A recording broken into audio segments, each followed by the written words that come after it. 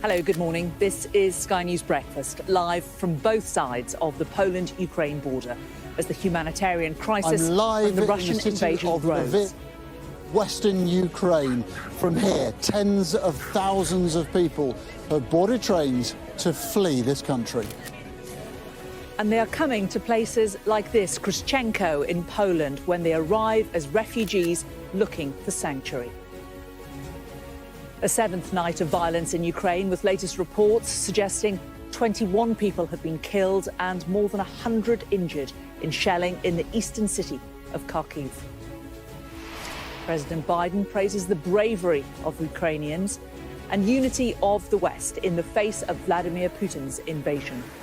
When dictators do not pay a price for their aggression, they cause more chaos. They keep moving. Ukraine's President Zelensky remains in the capital, Kiev, telling reporters he's not seen his family for several days while he defends his country.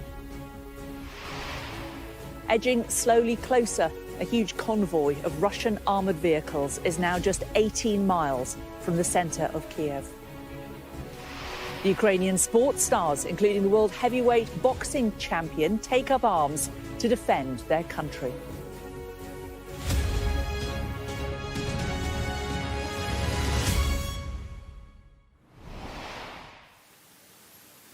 Hello, good morning. We're live in Kryszczenko in Poland. This is one of the 8 border crossing points with Ukraine. And over the past week or so, this country has seen 450,000 people forced from their homes in Ukraine, seeking safety here as refugees from the Russian invasion. Overnight, President Biden to say that Vladimir Putin must pay a price for his onslaught on Ukraine as he closed US airspace to Russian aircraft. Well, let's take you through the latest developments. And in the last hour, a Ukrainian official has said that at least 21 people in Kharkiv have been killed in shelling in the last 24 hours. Another 112 people were reportedly wounded. Late last night in Zhytomyr, a city about 85 miles west of Kiev, 4 people were killed when a cruise missile hit their homes. Ukrainian forces still hold the cities of Kharkiv, Kherson and Mariupol.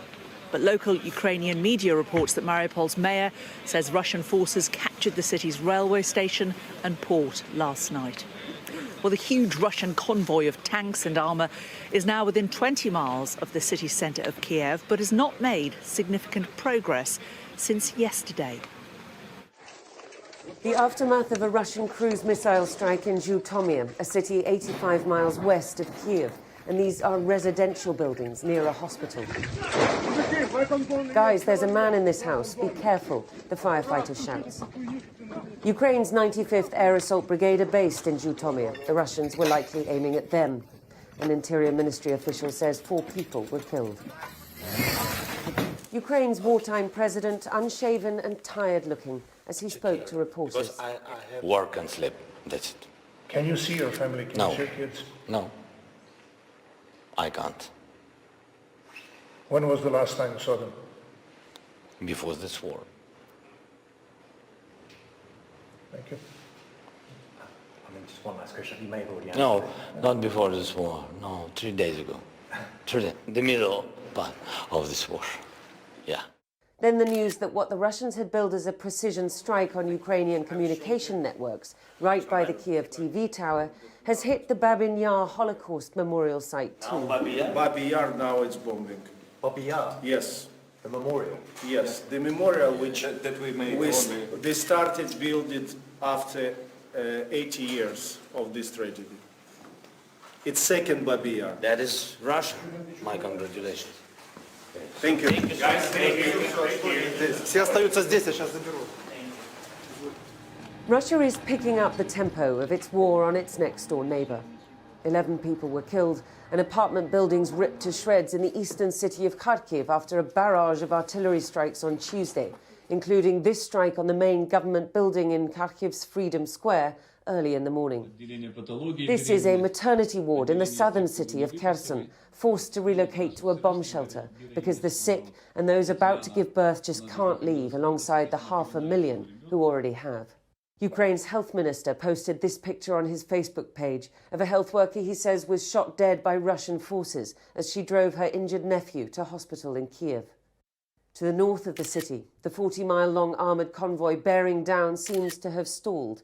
A US official says it may have logistical issues or fuel shortages. But Kiev waits for the storm that is to come, 1 week into this war that Russia's president swore he would never wage. And we can talk to Diana in Moscow now. And Diana, has there been any response from President Putin to the latest comments we've had from America overnight? No, not yet. He doesn't tend to start talking early.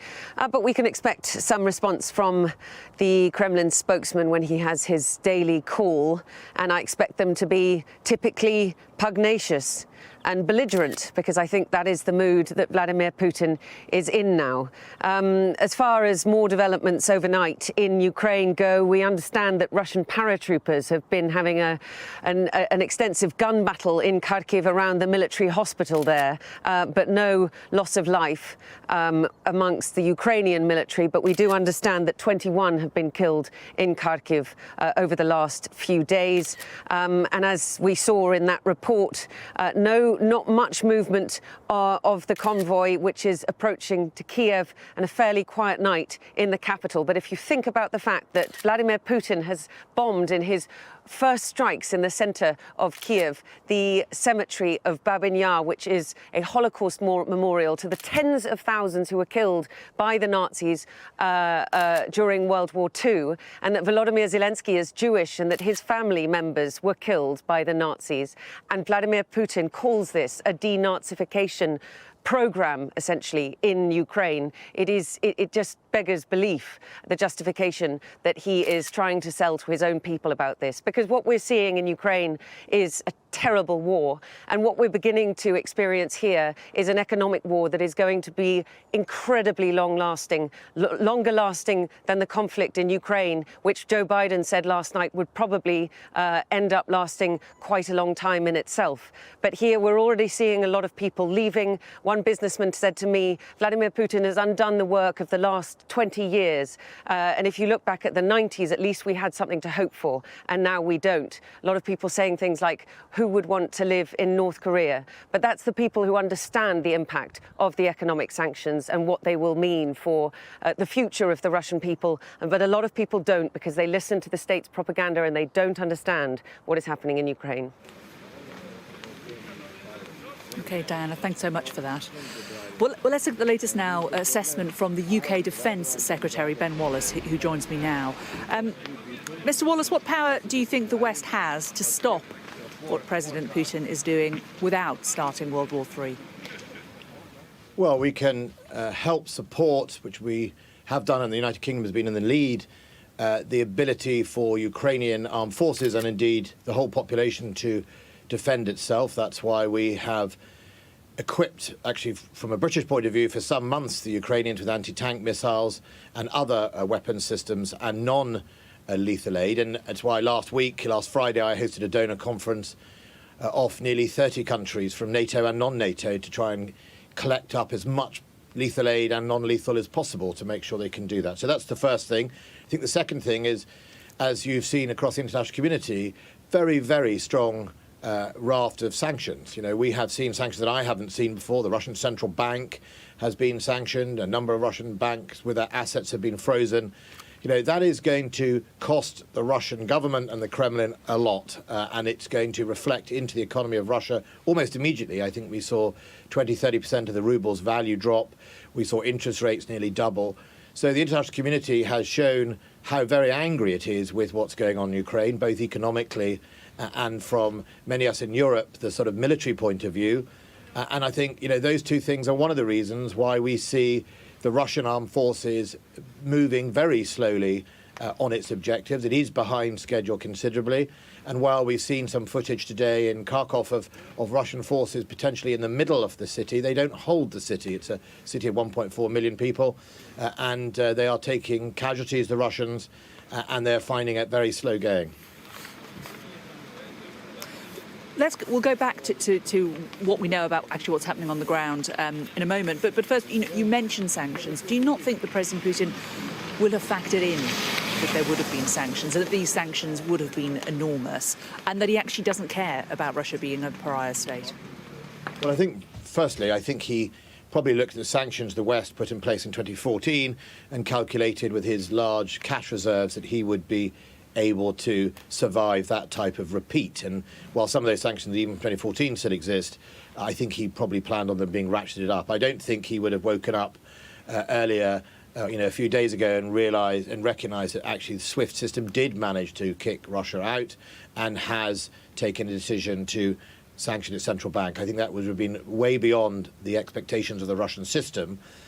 But I think, and on your last point, I think what we have to remember here is President Putin believed that these people would welcome him as a liberator. He was convinced in his own mind, in his own writings, that the Russians and the Ukrainians were the same peoples, and all they were waiting for is the great Tsars or the president of Russia to come and liberate them. And of course, when you make that assumption, you make all the decisions that we see playing out on our television screens, which is a sort of arrogant armed forces that has got bogged down, ill-prepared young junior soldiers because the officers just thought this was going to be much easier than it was. You see equipment in the wrong places, and I think that's why he is, carrying on as he does. But your very last bit about does he care? Well, he obviously doesn't really care. I mean, when I went to Russia myself, the Russian Ministry of Defense, they were very clear that Russian people could suffer greater than mine or greater than Europeans. We can't be harmed by sanctions. And I remember saying at one stage, I actually don't want Russian people to suffer any more than I want European and British people to suffer. That's my view. None of us should want that. But I think there's definitely a sense of pride that somehow Russian suffering equals Russian leadership, and I think he's about to be shocked because this is the 21st century and Russian people, just like European people, don't want to go through what they're about to go through. In terms of what is happening on the ground, do you have any understanding or any information about why this convoy approaching Kiev appears to have stalled?